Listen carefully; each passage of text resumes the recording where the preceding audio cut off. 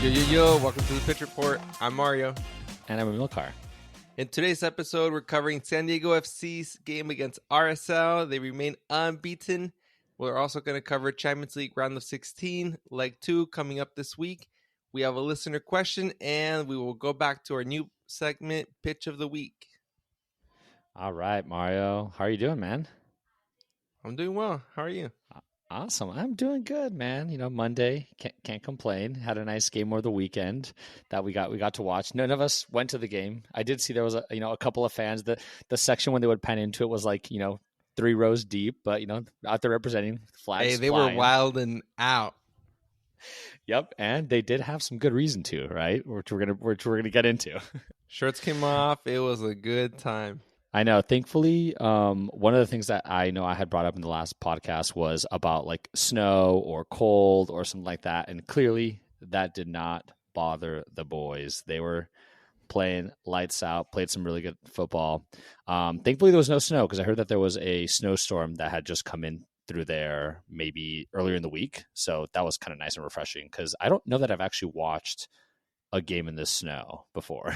I've seen Canada, I think 2 years ago when they beat the U.S. national team. I think it was might have been longer ago. They were playing in the snow, and I think Jonathan David jumped into a pile of snow that they had cleared up in the corner. But yeah, that's the same for me. I haven't really seen an actual game in the snow. That's a nice celebration. I guess you can't really practice often.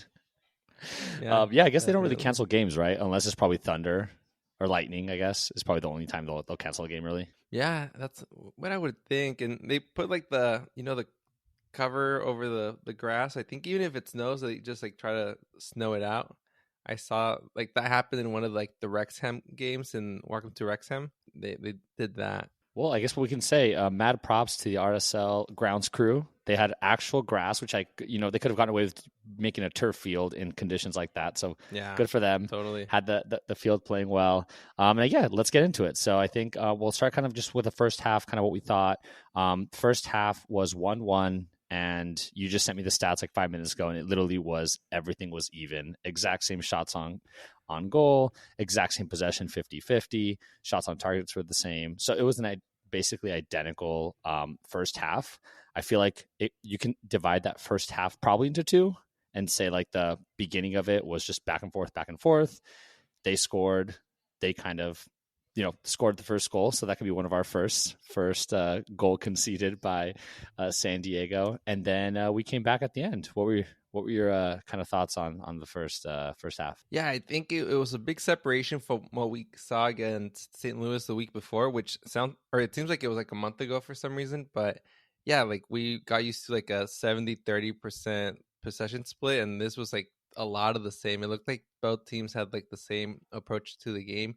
They were playing aggressive. They were looking to counter. We were both basically kind of just going back and forth, like you mentioned. It was an exciting start to the game, and it felt like a more competitive game, even from the get-go. Unlike with St. Louis City, even though we ended up tying, it felt like initially that we were going to win that game. This game felt like it was going to be more of a toss-up in a way. Definitely. I think it was obviously much more exciting to watch. Right after the first, probably 15-20 minutes, it was just this is nice. This is very refreshing to see, even though it wasn't a ton of possession-based football. But I think we stuck to exactly what we were planning on doing. What we've been doing the entire time is just pressing hard, trying to get the ball back. But Real Salt Lake was doing almost essentially the same thing. Yeah. Right. They kind of went back and forth. It was kind of interesting when we conceded. How do you think that we reacted after conceding our first ever goal? I hadn't thought about it until you mentioned it in the commentary. It was the first time that we've been losing a game.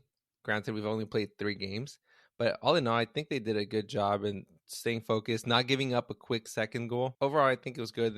We ended up equalizing right before the half. I think in that case, they did a pretty good job. I will say kind of similar thoughts. I think like you mentioned, sometimes you go from 1 to 2 really quickly when they can give it up, or the other way around, right? Sometimes you give up a goal and you score within, a couple of minutes. So I think those probably first 10, 15 minutes after the goal goes down is when you're concerned about, how they're going to react, what they're going to do. So I think we reacted well. We ended up getting obviously a really nice goal. before the end of the half.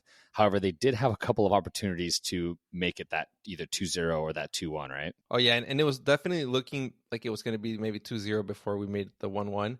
And at that point, we mentioned last week what the identity of this team might be. I was starting to get worried. I was like, what if we just scored 2 goals that first game and we're a team that actually isn't as offensive as we were looking our first game, and then our second game we were looking offensive but not actually putting anything away. So ultimately, like, those worries were put to ease right before the halftime. So it was a good experience. Or the nerves weren't there for that long, I would say, as a fan watching on TV. Yeah, and I think the only thing that's still a little bit frustrating, I would say, from my eyes, is like how many opportunities they keep missing. Like, I think that their finishing is still like leaves a lot to be desired. And like it could have been 2-1 the other way, like Real Salt Lake. It could have also been 3-1 San Diego, because they had so many opportunities that they just didn't finish off. And that's definitely something to kind of keep our eye on, I think. Yeah, and I think we can talk about it more in the second half. But yeah, the Real Salt Lake defense wasn't the most exciting and probably not the toughest that we're going to face. So it could be a challenge later on, putting more goals away, especially considering how many chances we missed early on. Yeah. Second half Yeah, would for be sure. a little bit different. Right. Yeah. Very, very late on in that one. But yeah, I think that the biggest changes that we had was the first time we had changed our starting lineup, really. And obviously we had talked about Chucky Lozano being injured, so not being able to play. So they kind of shifted some stuff around, right? So they moved in Vartson to the left wing and then brought Thomas Angel, which had been coming in as a sub, into the middle. So how do you think that kind of that worked out? I think we were playing more through Luca de la Torre to create any meaningful plays. Up until the 30-minute mark, I was worried about Chucky not being there, but I think the team maintained the same style of football that they were playing the first 2 games. It didn't seem like it was significantly different. I think we had slightly better pace when Chucky was playing, but ultimately I think the team was pretty even to what we saw the previous 2 games. So would you say no Chucky, no problem, or no Chucky potential problem? I guess based off the scoreline, I would say there's no problem at all, right? I think we made it out just fine. But I did notice, like, I think when Chucky plays, we play down the left side a lot more. When he's not there, we were definitely playing a lot more down, like drier, down the right side, much more. So, which I think it just makes total sense, right? Like Chucky's a game changer. So when he's there, a lot of it's going to go more through him. But thankfully, like it was 1-1, but the second half obviously things changed a lot, right? And mainly, like we said, towards the end of the second half, right? So I think San Diego adjusted defensively a little bit. And then we made that really, I was going to say that late push, but I would venture to say it's like the latest push that you could really make, right? Yeah, 2 stoppage time goals. It seemed for a while that we were going for another draw, 1-1. And I was like, you know what? We're on the road. We're playing in a city with really high elevation. They mentioned on the commentary on TV, it's just maybe a couple hundred feet lower altitude than Denver. So I was like, I'll take it.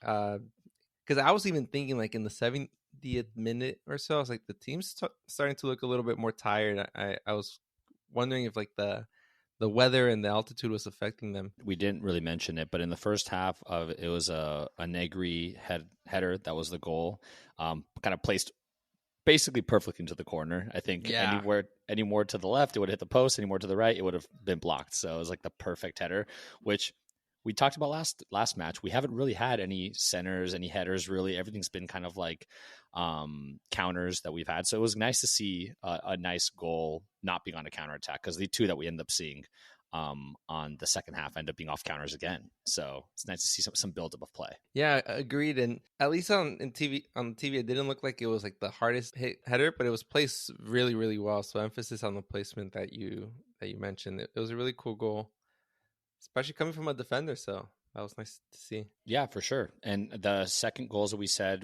I think it was like the 91st and the probably 6th or 7th minute, I think. Yeah. And there was 7 minutes of stoppage time, so it was essentially like at the end of the game.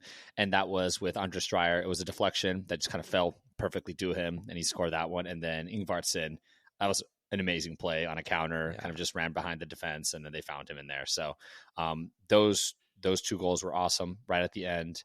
And I think when you concede a goal at the 91st minute, it's also very dejecting for the opposing team. So I think that's Not saying that the second goal wasn't deserved or anything, but I think like it is a little bit kind of rough once that happens. Yeah, because at that point you're thinking, all right, I would have taken the 1 point versus 0. So looking at the 3 goals that we scored, which one was your favorite? My favorite, I think it depends.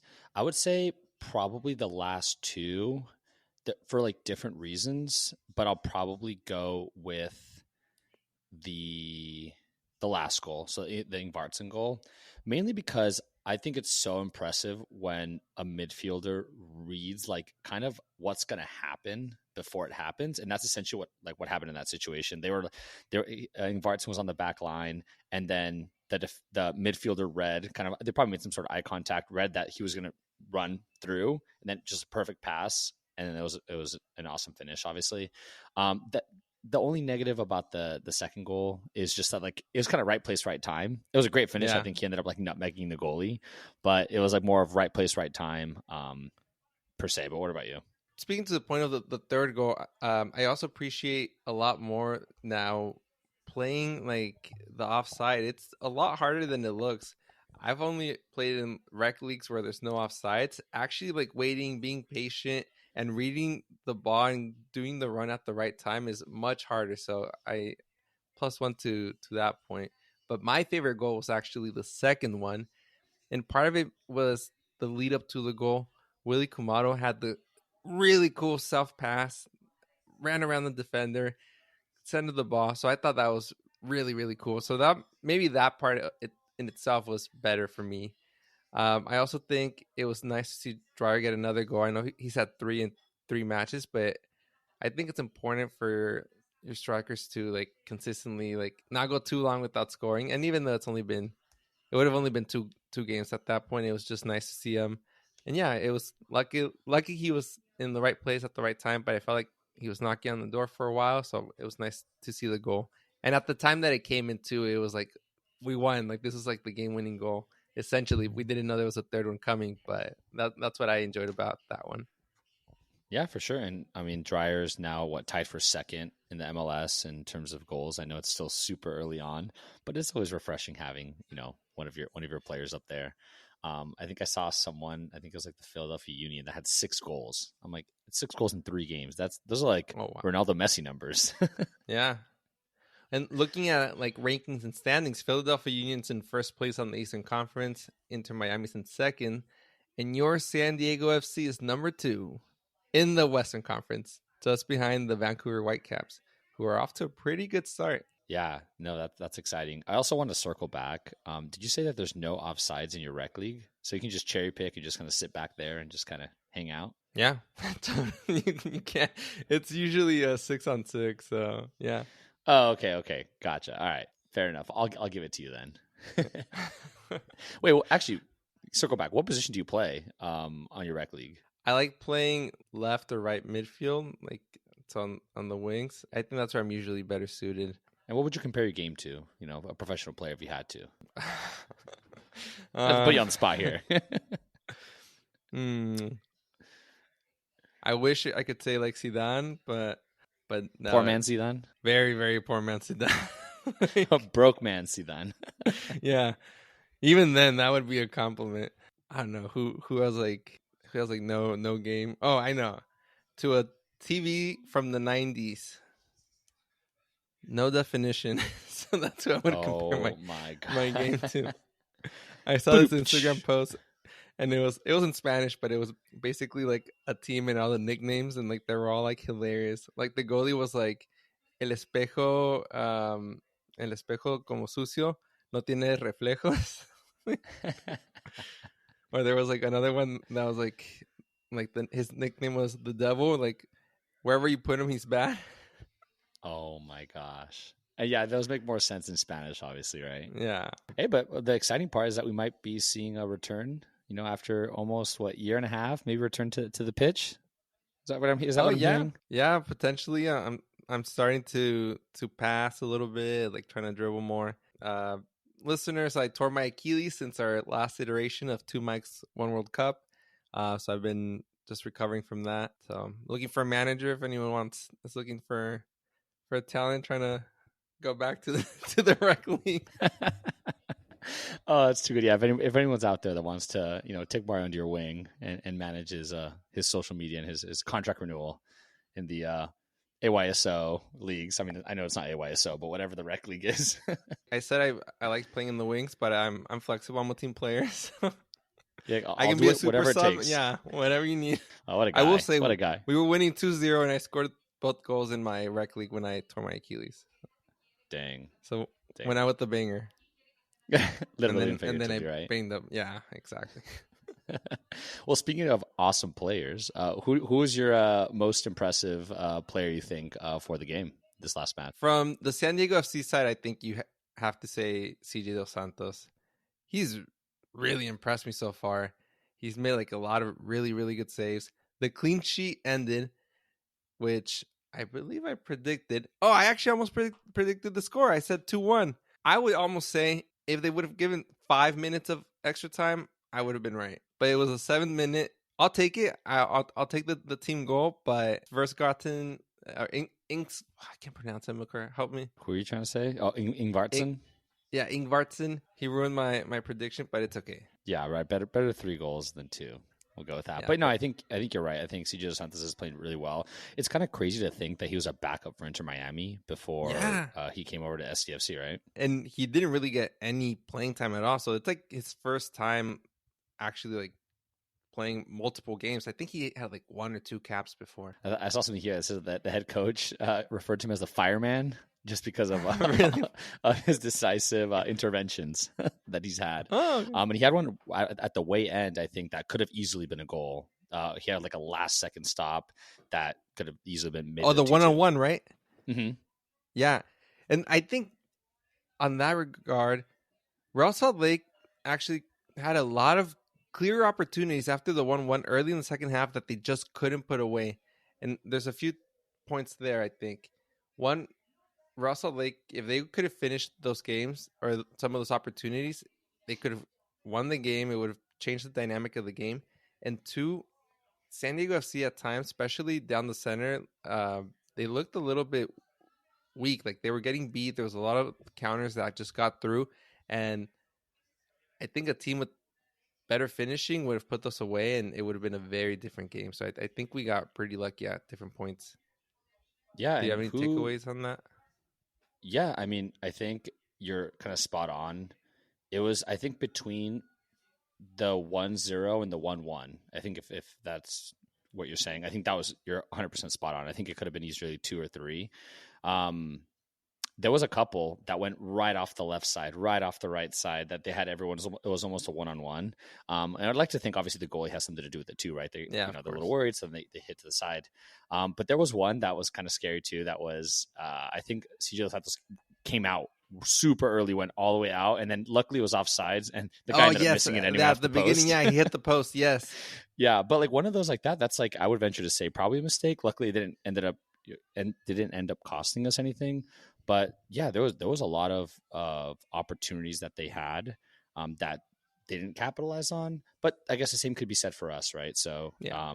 On the flip side, so who do you think needs to probably like step up or needs to impress in order for us to kind of keep this undefeated streak alive? I think Patty McNair, he went out, I think in like the 50-something minute mark, and who was playing next to him? I think it was McAvoy. McVeigh. McVeigh. They were getting beat a lot. A lot of balls went through. The one goal that Russell Lake scored, it was right down the middle.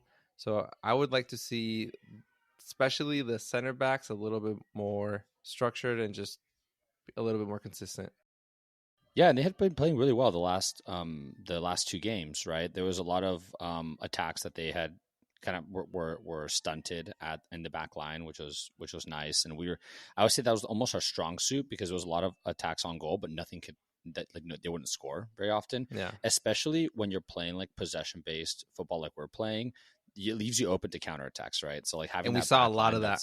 Yeah, right, on both sides, right? I think that was essentially how most of the goals were scored, was just counterattacks back and forth, which makes it for like a really exciting game. But also you have to have just your guys ready to, like you said, hold that line, and then also be ready to just like sprint back whenever you lose possession, knowing that their strikers are probably going to be right on that edge, right, just ready to push forward. So I agree with you. Hopefully the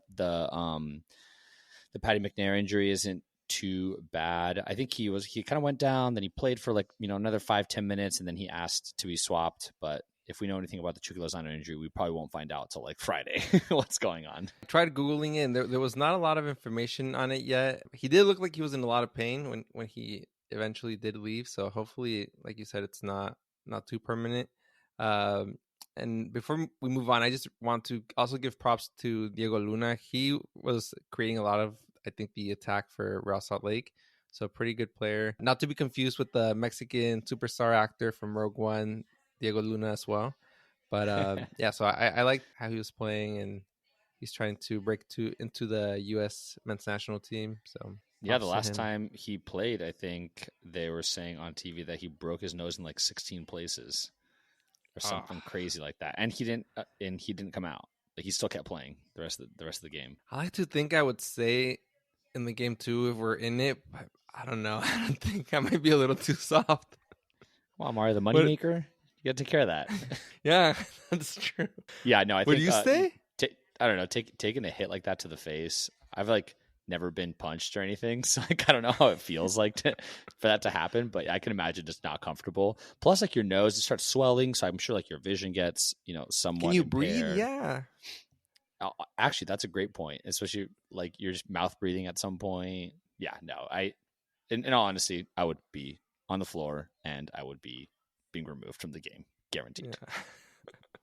It's funny though, because we always talk about dramatic soccer players and how they're flailing around, pretending like they got hit, but then something crazy like that happens and they just keep playing, Oh, there's plenty of dramatic soccer players. I think getting your nose broken 16 times and that you get a pass for that one. Yeah, I think that's fair. But yeah, no, I think he played really well. He was really attacking the entire time, causing a headache for the entire defense. So yeah, but all in all, I think we had a really, really good match. 3-1, like you said, still undefeated. Let's keep that going this weekend.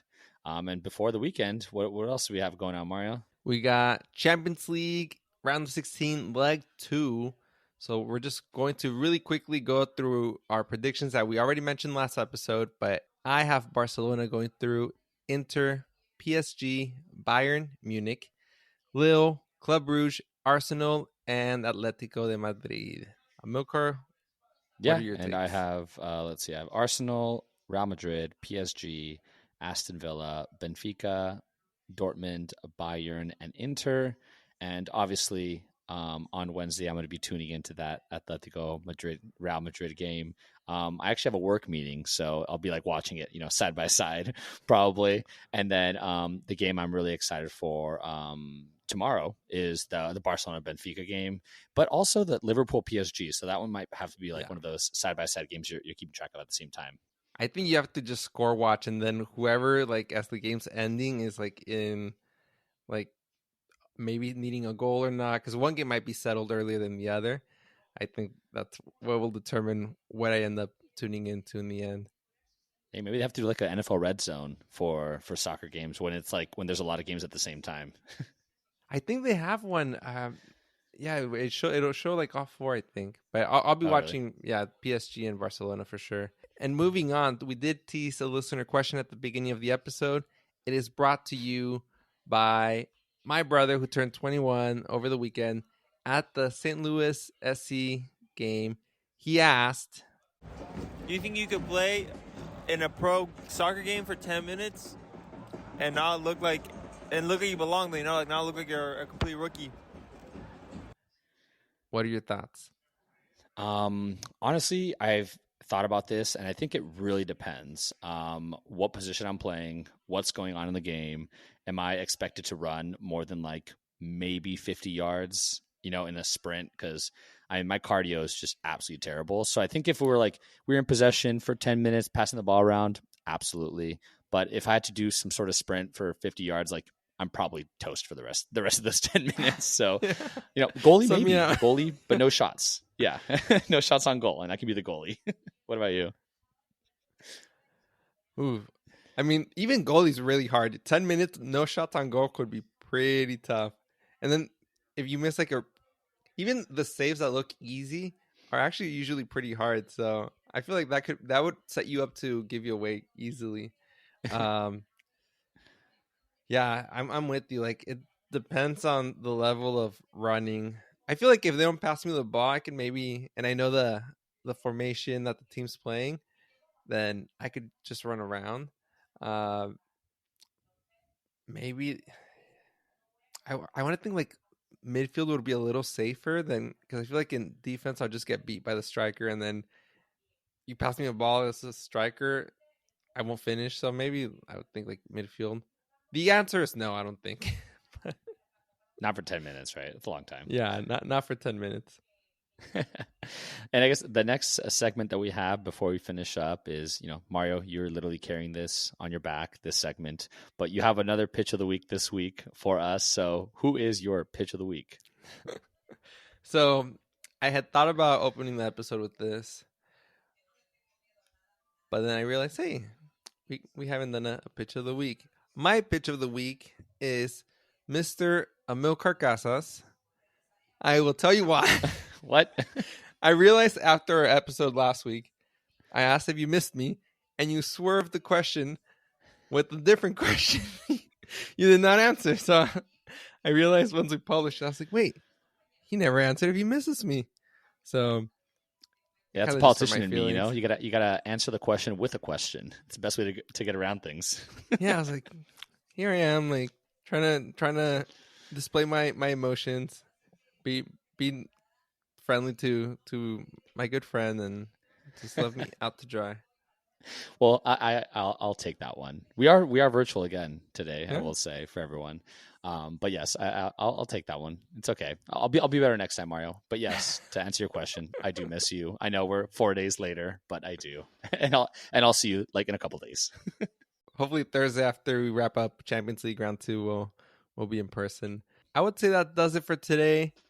Anything else with Milcar? No, it's all. Okay. Good episode. Always a fun time chatting with you about all things soccer, man. All right, we'll see you Thursday. Have a good one. Thank you.